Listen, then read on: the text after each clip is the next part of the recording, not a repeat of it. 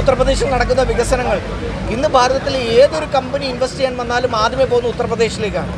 അവിടുത്തെ എക്സ്പ്രസ് വേ ഹൈവേകളും നമ്മുടെ റോഡുകളും തമ്മിലൊന്ന് താരതമ്യം ചെയ്ത് നോക്കണം.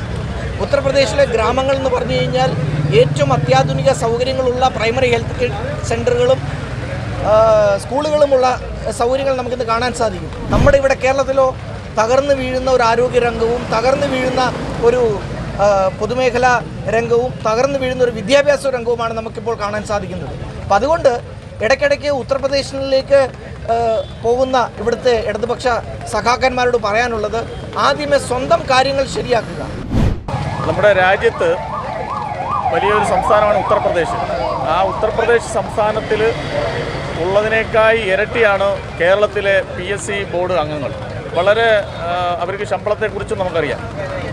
ഇന്നിപ്പോൾ കോർപ്പറേഷനിൽ അങ്ങ് വന്ന് ഉദ്ഘാടനം ചെയ്തിരിക്കുന്ന ഈ സമാപനം കുറിച്ചിരിക്കുന്ന പരിപാടിയിലും ഇവിടെ കോർപ്പറേഷനിലുള്ള പിൻവാതിൽ നിയമത്തിനെക്കുറിച്ചാണ്. അപ്പോൾ ഇവർ ഈ PSC അംഗങ്ങൾ എന്താണ് ഈ 21 അംഗങ്ങളും ഈ ഉദ്യോഗാർത്ഥികൾക്ക് ജോലി കൊടുക്കാതിരിക്കാനുള്ള വല്ല തന്ത്രമാണോ ഇവർ ഈ ബോർഡ് അംഗങ്ങൾ PSCയുടെ സംസ്ഥാന ഓഫീസിൽ ഇവർ ചെയ്യുന്നത്? അതിനെക്കുറിച്ച് എന്താണ് പറയുന്നത്?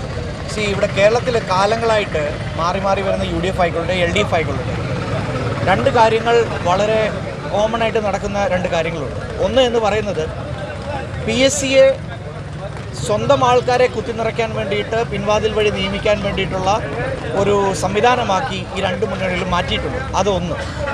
രണ്ട്, കഷ്ടപ്പെട്ട് പരീക്ഷ എഴുതി പഠിച്ച് റാങ്ക് ലിസ്റ്റിൽ വന്നിട്ടുള്ള PSC ഉദ്യോഗാർത്ഥികൾ അവർക്ക് തൊഴിൽ കൊടുക്കാതിരിക്കുക, എന്നിട്ട് അവരെ കൊണ്ട് സെക്രട്ടേറിയറ്റിന് മുമ്പിൽ മുട്ടിലിഴഞ്ഞും മുട്ടയടിച്ചുമൊക്കെ സമരം ചെയ്യിപ്പിക്കുക. ഇത് രണ്ടും കാലങ്ങളായിട്ട് കേരളം കണ്ടുകൊണ്ടിരിക്കുന്ന രണ്ട് കാര്യങ്ങളാണ്. അപ്പോൾ നേരത്തെ പറഞ്ഞതുപോലെ ഭാരതത്തിലെ പല സംസ്ഥാനങ്ങളിലും നല്ല രീതിയിൽ പ്രവർത്തിച്ചു പോകുന്ന PSC സംവിധാനങ്ങളുണ്ട്. ആ PSC സംവിധാനങ്ങളുടെയായിട്ട് കേരളത്തെ താരതമ്യം ചെയ്യുമ്പോൾ പല കാര്യത്തിലും കേരളം നമ്പർ 1 ആണ് എന്ന് പൊള്ളത്തരം പറയുന്ന കേരളത്തിലെ സർക്കാരുകൾ PSCയുടെ കാര്യത്തിലാണെങ്കിൽ പോലും, നിയമനത്തിൻ്റെ കാര്യത്തിലാണെങ്കിൽ പോലും, അല്ലെങ്കിൽ ഉദ്യോഗാർത്ഥികളെ ജോലിയിൽ പ്രവേശിപ്പിക്കുന്ന കാര്യത്തിലാണെങ്കിൽ പോലും വളരെ പിന്നിലാണ്. ഇപ്പോൾ കേരളത്തിലെ തൊഴിലില്ലായ്മ നിരക്ക് എന്ന് പറയുന്നത് നമുക്കറിയാം. യുവാക്കളുടെ ഇടയിലുള്ള തൊഴിലില്ലായ്മ നിരക്ക് 29%. ഭാരതത്തിൽ ഏറ്റവും കൂടുതൽ എന്ന് പറഞ്ഞാൽ 30 പേരിൽ 29 പേർക്കും തൊഴിലില്ല. വലിയൊരു ശതമാനം യുവാക്കൾ നാട് വിട്ടു പോവുകയാണ്.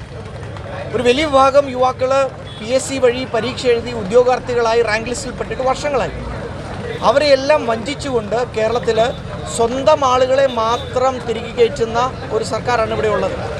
നമുക്കെല്ലാം ഓർമ്മയുണ്ട്, കുറച്ച് നാളുകൾക്ക് മുമ്പ് പോലീസിൻ്റെ റാങ്ക് ലിസ്റ്റ് വന്നപ്പോൾ അതിൽ 1ാം റാങ്കുകാരൻ എന്ന് പറഞ്ഞ ഒരു SFIക്കാരൻ കോപ്പി അടിച്ച് പരീക്ഷ എഴുതി പാസ്സായി. പിന്നീട് ആ റാങ്ക് ലിസ്റ്റിൻ്റെ കഥയൊക്കെ നമുക്കറിയാം.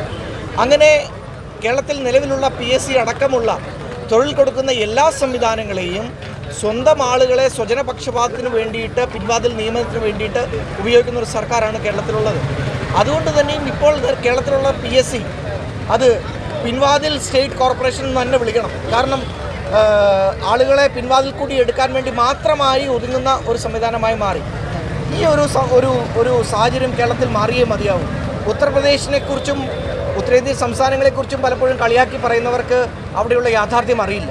അവിടെ പോയി കഴിഞ്ഞാലേ അവിടുത്തെ സാഹചര്യത്തിൽ ഉണ്ടായിട്ടുള്ള വലിയ വ്യത്യാസവും മാറ്റവും അറിയാൻ സാധിക്കുകയുള്ളൂ. ശരിയാണ്, ഉത്തർപ്രദേശ് അടക്കമുള്ള സംസ്ഥാനങ്ങൾ ഒരു 20 വർഷം മുമ്പ് ബിമാറു എന്ന് പറയുന്ന ഒരു കാറ്റഗറിയിൽ പെട്ടിരുന്ന സംസ്ഥാനങ്ങളാണ്. പക്ഷേ കഴിഞ്ഞ 11 വർഷം കൊണ്ട് നരേന്ദ്രമോദി സർക്കാർ വന്നതിന് ശേഷം ഇന്ന് ഉത്തർപ്രദേശിൽ പോയി കഴിഞ്ഞാൽ പണ്ട് കേരളം കണ്ടിട്ടുള്ള ഉത്തർപ്രദേശ് അല്ല. ആ ഉത്തർപ്രദേശിനെ കുറിച്ച് അറിയാത്തവർ പൊട്ടക്കിണറ്റിലെ തവളകളെ പോലുള്ള ഇവിടുത്തെ ഇടതുപക്ഷക്കാർ മാത്രമായിരിക്കും. ഉത്തർപ്രദേശിൽ നടക്കുന്ന വികസനങ്ങൾ ഇന്ന് ഭാരതത്തിലെ ഏതൊരു കമ്പനി ഇൻവെസ്റ്റ് ചെയ്യാൻ വന്നാലും ആദ്യമേ പോകുന്ന ഉത്തർപ്രദേശിലേക്കാണ്. അവിടുത്തെ എക്സ്പ്രസ് വേ ഹൈവേകളും നമ്മുടെ റോഡുകളും തമ്മിലൊന്ന് താരതമ്യം ചെയ്ത് നോക്കണം. ഉത്തർപ്രദേശിലെ ഗ്രാമങ്ങൾ എന്ന് പറഞ്ഞു കഴിഞ്ഞാൽ ഏറ്റവും അത്യാധുനിക സൗകര്യങ്ങളുള്ള പ്രൈമറി ഹെൽത്ത് സെൻ്ററുകളും സ്കൂളുകളുമുള്ള സൗകര്യങ്ങൾ നമുക്കിന്ന് കാണാൻ സാധിക്കും. നമ്മുടെ ഇവിടെ കേരളത്തിലോ തകർന്നു വീഴുന്ന ഒരു ആരോഗ്യരംഗവും തകർന്നു വീഴുന്ന ഒരു പൊതുമേഖലാ രംഗവും തകർന്നു വീഴുന്ന ഒരു വിദ്യാഭ്യാസ രംഗവുമാണ് നമുക്കിപ്പോൾ കാണാൻ സാധിക്കുന്നത്. അപ്പം അതുകൊണ്ട് ഇടയ്ക്കിടയ്ക്ക് ഉത്തർപ്രദേശിലേക്ക് പോകുന്ന ഇവിടുത്തെ ഇടതുപക്ഷ സഖാക്കന്മാരോട് പറയാനുള്ളത് ആദ്യമേ സ്വന്തം കാര്യങ്ങൾ ശരിയാക്കുക. ഇവിടെ PSC പോലുള്ള സംവിധാനങ്ങൾ ഉപയോഗിച്ചുകൊണ്ട് ഇവിടുത്തെ യുവാക്കൾക്ക് തൊഴിൽ കൊടുക്കുക, ഇവിടുത്തെ തൊഴിലില്ലായ്മ ഇല്ലാതാക്കുക, വ്യവസായങ്ങൾ കൊണ്ടുവരിക, പുറത്തേക്ക് പോകുന്ന ചെറുപ്പക്കാരെ നാട്ടിൽ നിർത്താനുള്ള സംവിധാനങ്ങൾ ചെയ്യുക. ഇതാണ് ഈ ഒരു വിഷയത്തിൽ എനിക്ക് പറയാനുള്ളത്. BJP ശക്തമായ പ്രക്ഷോഭ പരിപാടികളുമായിട്ട് തന്നെ മുന്നോട്ട് പോകും.